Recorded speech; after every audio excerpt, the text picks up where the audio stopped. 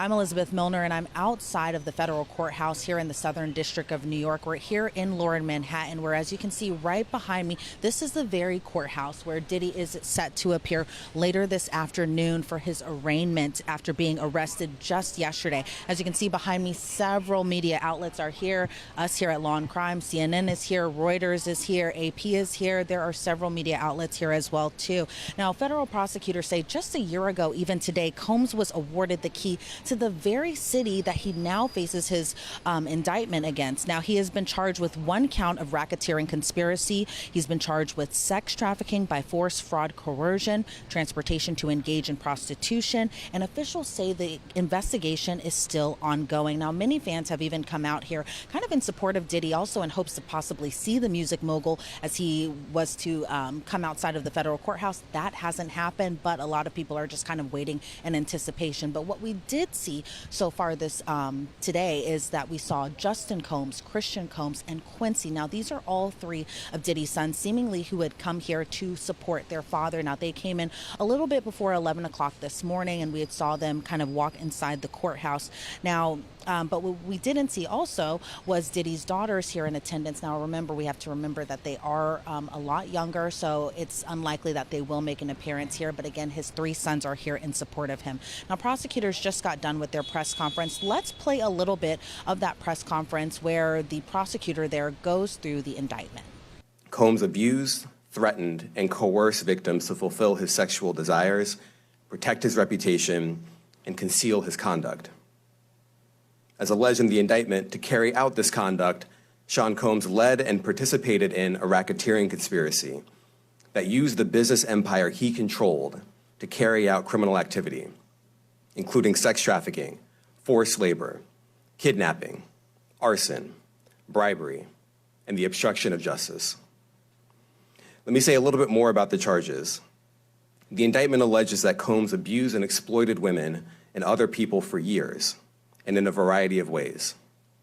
As alleged, Combs used force, threats of force, and coercion to cause victims to engage in extended sexual performances with male commercial sex workers, some of whom he transported or caused to be transported over state lines.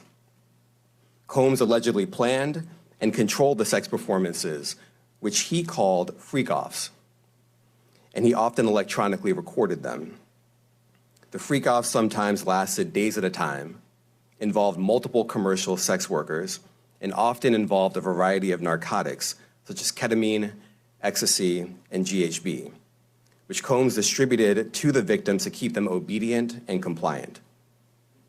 As alleged, when Combs didn't get his way, he was violent, and he subjected victims to physical, emotional, and verbal abuse so that they would participate in the freak-offs, and that Combs hit, kicked, threw objects at, and dragged victims, at times by their hair. Now, I want to take you through a little bit of the indictment that was released just this morning. Now, under count one, prosecutors say that the defendant abused, threatened, and coerced women and others to fulfill his sexual desires, protect his reputation, and conceal his conduct. Now, officials say that Combs relied on employees, resources, and influence of his business empire that led and controlled creating a criminal enterprise. Now, the defendant, who again is Sean Combs, he's the only one who has been listed under the indictment, operated his businesses in Manhattan as well as Los Angeles, and they even named some of his businesses. Now, Diddy, they say, engaged in persistent and pervasive pattern of abuse toward women and other individuals. They allege that Diddy manipulated women to participate in highly orchestrated sexual activity with male commercial sex workers. Now, Combs allegedly would even fly out these commercial sex workers to his location. Under the indictment, they allege Diddy committed physical abuse, which federal prosecutors say was widely known, and alluded to the Cassie video that was released on CNN just months ago. Now, the indictment says on numerous occasions, at least spanning since 2009 and continuing for years, Diddy would assault women by striking, punching, throwing objects, and kicking them. They alluded to one instance around March 2016 where Combs dragged, kicked, and threw a vase at a woman. Now, while Cassie wasn't mentioned under the indictment, it very much so echoes her 2023 lawsuit against Diddy that we all know was settled within a day after it was filed in federal court. Now, the indictment goes on to say when hotel employees employees intervened, Diddy paid them off to ensure their silence. And his abuse wasn't just towards women, it extended to his employees and witnesses to his abuse. Now, his LA home, which was listed for about $70 million just last week, and his Miami home were raided by federal agents back in March, so just months ago. Now, at the time, Diddy was heading to a vacation with his daughters, while his sons, Justin and Christian, were at his Los Angeles home. They were detained, but to be very clear, they were not arrested in the case. They were just held outside of their lawn while agents recovered evidence. Now, according to the indictment, the Fed seized various freak-off supplies. Now, the freak-offs were essentially orgies that Combs would require women to participate in while he pleasured himself and even electronically recorded these encounters, which has been alluded to under the indictment as well. Now, the indictment says high-ranking security staff, personal assistants, and security and other employees would help arrange these freak-offs. The freak-offs would oftentimes last days, and members of Combs and members of his enterprise transported commercial sex workers across state and international lines. So what was seized during the raids? Well, freak-off supplies, which included 1,000 bottles of baby oil and lubricants, as well as narcotics. Now, federal agents also seized firearms ammunition, including 3 AR-15s with defaced serial numbers and a drum magazine. Now, it would go on to say that when facing negative press, Combs and members of Combs's enterprise pressured witnesses and victims through bribery to stay silent and not report these incidents to police. Now, under count 2, the indictment states from 2009 to about 2018, the defendant recruited, enticed, harbored, transported, and solicited by any means a person to engage in commercial sex acts, and Combs recruited, enticed, harbored, transported victim 1 to engage in commercial sex acts unknowingly. Now, under count 3, it alleges that Combs transported an individual in interstate and foreign commerce with intent that the individual engage in prostitution, and transported female victims and commercial sex workers in interstate and foreign commerce on multiple occasions with intent to engage in prostitution. Now, while again Cassie Ventura has not been mentioned within the indictment, a lot of these allegations similarly echo and mirror her allegations that was in her lawsuit in November of 2023, which seemingly had opened the floodgates to this federal indictment, to this investigation that a lot of legal analysts that we've spoken to for over months now have said this indictment was imminent. Now, Mark Agnifilo, who is Diddy's attorney, he spoke earlier today as well too. Now, he didn't speak for very long, but essentially he says that Diddy and himself are very confident while facing these federal charges right now, and they expect to fight this battle. And according to Mark Agnifilo, he plans to fight this battle like hell. Now, Diddy's been swimming in ongoing legal lawsuits, again, dating back to November 2023. While Cassie's lawsuit was settled within a day, that was the only lawsuit that was settled as far as the many lawsuits he faces for sexual misconduct. So let's get into some of these.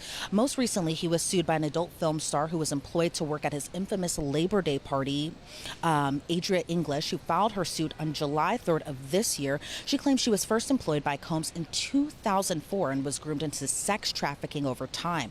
Now, in her suit, she claims her first year of working at Combs' now infamous party in Miami, there was no sinister intent or requirements for physical sexual contact and seemed like a legitimate employment opportunity.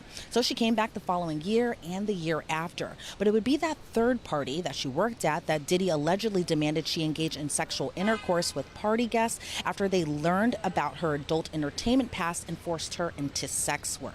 Now, English claims her memories of some of the details are hazy due to her consuming lots of alcohol and drugs, but added in her complaint that the encounters she was forced to endure were so excruciating, she remembers them because they still haunt her to this day. Now, going back to May of this year, April Lampros filed her lawsuit against Combs, accusing him of battery and sexual assault. She says she met Combs in '94 when she was a student at the Fashion Institute of Technology. Lampros claims that Combs promised her to mentor her and shower her with gifts. Now, she says that she endured 4 terrifying sexual encounters with the producer/rapper up until the 2000s. The first incident allegedly occurred in '95 when Combs took her to a hotel and raped her. Lampros claims months after, Combs sent her gifts and flowers, so she decided to give him a second chance. She says during that second incident that allegedly occurred in a parking lot where Combs forced and demanded her to perform oral sex on him. Now, I'm reading these off mainly in the sense that it's showing a pattern. Now, again, while these other alleged victims have not been named within the indictment, what the indictment does say that is that Combs had and exhibited a pattern of abuse towards women, very much so degrading them, making them perform in these heinous acts that were all alleged in the indictment. So I'm kind of going through this one by one to kind of give you an idea of the other allegations that he has faces, not in criminal court, but again in civil lawsuits. Now, later at an event in 2023, Lampros claimed that a man informed her that the person that she was with at an event had seen a tape of her having sex with Combs that was filmed without her consent. Now, 2 days prior to Lampros' suit being filed, Crystal McKinney also filed a lawsuit against Diddy. She claims she met Diddy at a New York Fashion Week event when she was 22 years old and a model. In the suit, McKinney says Combs told her that he would help advance her career, and that is something that was also alleged in the indictment, that Combs had promised these women advancements into their career, as well as kind of also threatening them to take away their career if they didn't abide essentially by his rules.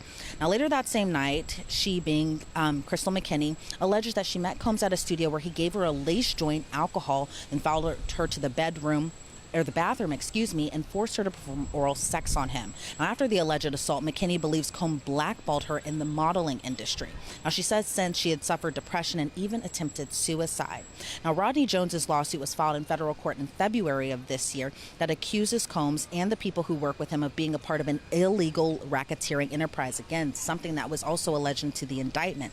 Now, Jones alleges in his complaint Combs reached out to him for help in 2022 to help him produce songs for his latest album, but Jones claims that the work went far beyond producing. He claims that he was tasked with getting drugs and soliciting sex workers, and Jones alleges Combs would often threaten to inflict bodily harm on him if he didn't comply with the demands. He accuses him of sexual harassment, assault for allegedly grabbing him without his consent, and forcing him to work while Combs paraded around naked.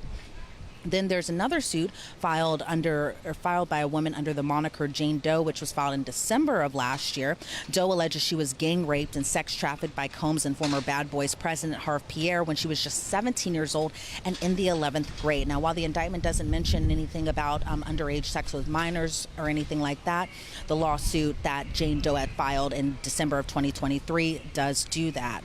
Liza Gardner filed her lawsuit against Combs and R&B singer Aaron Hall in November of 2023, alleging the two forced her to have sex with them against her will when she was just 16 years old. Now, she claims she met Combs and Hall at a Jodeci album release party event in New York City.